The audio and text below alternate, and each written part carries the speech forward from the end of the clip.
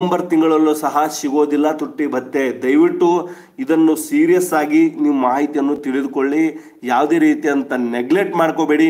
ನಿಮಗೆ ಮಾಹಿತಿಯ ಸೀರಿಯಸ್ನೆಸ್ ಗೊತ್ತಿಲ್ಲ ಅಂದರೆ ಮಾಹಿತಿ ನೀವು ಪ್ರೀವಿಯಸ್ ಆಗಿ ತುಟ್ಟಿ ಭತ್ಯೆಗಳು ನೋಡಿದ್ರೆ ಯಾವ ರೀತಿಯಾಗಿ ಹೆಚ್ಚಳವಾಗಿದ್ದು ಅದನ್ನು ಸಹ ನೀವು ತಿಳಿದುಕೊಳ್ಳಿ. ಯಾಕಂದರೆ ಈ ಕೇಂದ್ರ ನೀಡಿದ 24 ಗಂಟೆಗಳ ಒಳಗಾಗಿ ರಾಜ್ಯ ಸರ್ಕಾರಗಳು ತುಟ್ಟಿ ಭತ್ಯೆ ಹೆಚ್ಚಳ ಮಾಡೋದು ಸರ್ವೇ ಸಾಮಾನ್ಯ. ಆದರೆ ಈ ರೀತಿಯಾದಂಥ ಡಿಲೇಗಳು ನಾವು ನೋಡ್ತಾ ಇದ್ರೆ ಕರ್ನಾಟಕ ರಾಜ್ಯದಲ್ಲಿ ಎಲ್ಲೋ ಒಂದು ಕಡೆ ತುಟ್ಟಿ ಭತ್ಯೆ ಹೆಚ್ಚಳವಾಗೋದಿಲ್ಲ. ರಾಜ್ಯ ಸರ್ಕಾರ 7ನೇ ವೇತನ ಆಯೋಗ ನೀಡಿದೆ.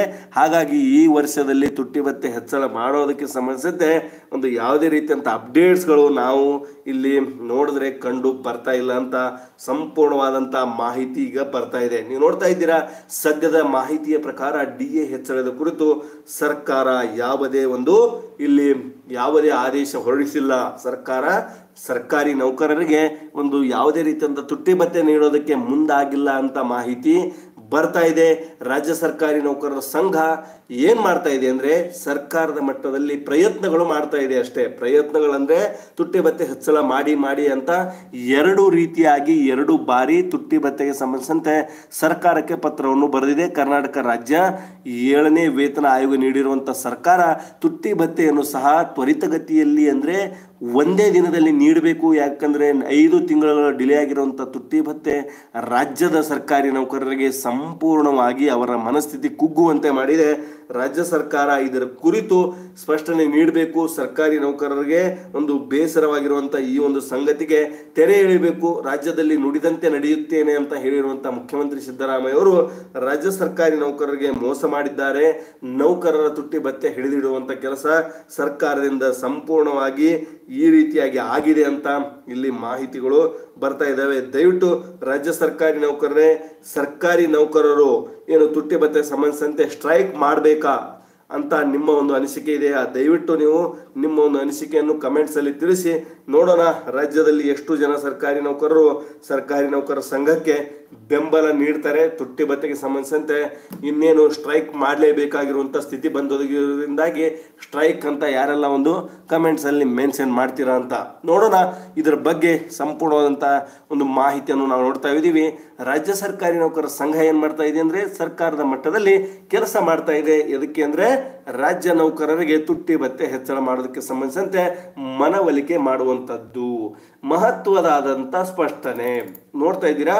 ಸಾಮಾಜಿಕ ಜಾಲತಾಣದಲ್ಲಿ ಏನು ಸ್ಪಷ್ಟನೆ ಇದೆ?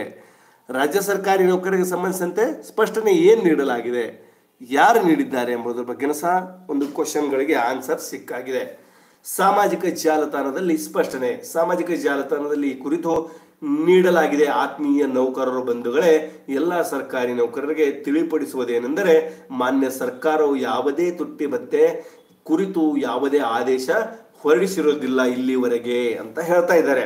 ಸಂಘದಿಂದ ಎಲ್ಲಾ ನೌಕರರ ಪರವಾಗಿ ಆದಷ್ಟು ಬೇಗನೆ ಆದೇಶ ಹೊರಡಿಸಲು ಪ್ರಯತ್ನ ಮಾಡಲಾಗ್ತಾ ಇದೆ ಎಂದು ಸ್ಪಷ್ಟನೆಯಲ್ಲಿ ತಿಳಿಸಲಾಗಿದೆ. ದಯವಿಟ್ಟು ನೋಡ್ತಾ ಇದ್ದೀರಲ್ಲ, ರಾಜ್ಯ ಸರ್ಕಾರಿ ನೌಕರರ ಸಂಘದ ವತಿಯಿಂದ ಈ ಸ್ಟೇಟ್ಮೆಂಟ್ ಅನ್ನು ಜಾರಿಗೊಳಿಸಲಾಗಿದೆ. CS ಷಡಕ್ಷರಿ ಅವರು ಹೇಳಿದ್ದಾರೆ ಈ ಒಂದು ಸ್ಟೇಟ್ಮೆಂಟ್ ಅನ್ನು. ಏನ್ ಸ್ಟೇಟ್ಮೆಂಟ್ ಇದೆ ನೀವು ನೋಡ್ತಾ ಇದ್ದೀರಾ. ಆತ್ಮೀಯ ನೌಕರರ ಬಂಧುಗಳೇ, ಎಲ್ಲಾ ಸರ್ಕಾರಿ ನೌಕರರಿಗೆ ತಿಳಿಪಡಿಸುವುದೇನೆಂದರೆ ಏನ್ ತಿಳಿಪಡಿಸ್ತಾ ಇದ್ದಾರೆ? ಮಾನ್ಯ ಸರ್ಕಾರವು ಯಾವುದೇ ತುಟ್ಟಿ ಭತ್ಯೆ ಅಂದ್ರೆ DA ಅಥವಾ DR ಕುರಿತು ಯಾವುದೇ ಅಧಿಕೃತವಾದಂತ ಆದೇಶ ಹೊರಡಿಸಿರೋದಿಲ್ಲ. ಯಾವುದೇ ರೀತಿಯಂತ ಆದೇಶ ಇನ್ನೂ ಮಾಡಿರೋದಿಲ್ಲ.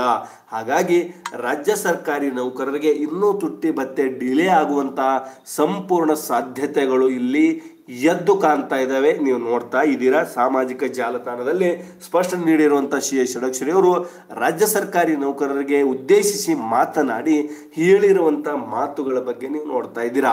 ಆತ್ಮೀಯ ನೌಕರರ ಬಂಧುಗಳೇ, ನಿಮಗೆ ನಾನು ತಿಳಿಪಡಿಸುವುದೇನೆಂದರೆ ನೌಕರರಿಗೆ ಯಾವುದೇ ರೀತಿಯಿಂದ ತುಟ್ಟಿ ಭತ್ಯೆ ಏರಿಕೆ ಆದೇಶ ಬಂದಿರುವುದಿಲ್ಲ ಅಂತ ಹೇಳಿದ್ದಾರೆ CS ಷಡಕ್ಷರಿ ಅವರು. ಬಂದಿರುವುದಿಲ್ಲ ಅಂದ್ರೆ ಬರೋದಿಲ್ಲ ಅಂತಲ್ಲ, ಇಲ್ಲಿವರೆಗೆ ತುಟ್ಟಿ ಭತ್ಯೆ ಆದೇಶ ಇನ್ನೂ ಸಹ ಯಾವುದೇ ರೀತಿಯಂತ ಒಂದು ಆದೇಶ ಆಗಿಲ್ಲ ಅಂತ ರಾಜ್ಯ ಸರ್ಕಾರಿ ನೌಕರರ ಸಂಘ ಸ್ಪಷ್ಟನೆ ನೀಡಿದೆ. ಹಾಗಾದ್ರೆ ನೀಡಿರುವಂತಹ ಸ್ಪಷ್ಟನೆಗೆ ಸಂಬಂಧಿಸಿದಂತೆ ಸಂಘದ ಎಲ್ಲಾ ನೌಕರರಿಗೆ ಪರವಾಗಿ ಆದಷ್ಟು ಬೇಗ ನಾವು ಕೆಲಸ ಮಾಡ್ತಾ ಇದ್ದೀವಿ. ರಾಜ್ಯದಲ್ಲಿ ತುಟ್ಟಿ ಭತ್ಯೆ ಬೇಗನೆ ದೊರೀಲಿ ಅಂತ ರಾಜ್ಯದಲ್ಲಿ ಪ್ರಯತ್ನಗಳು ನಡೀತಾ ಇದ್ದಾವೆ.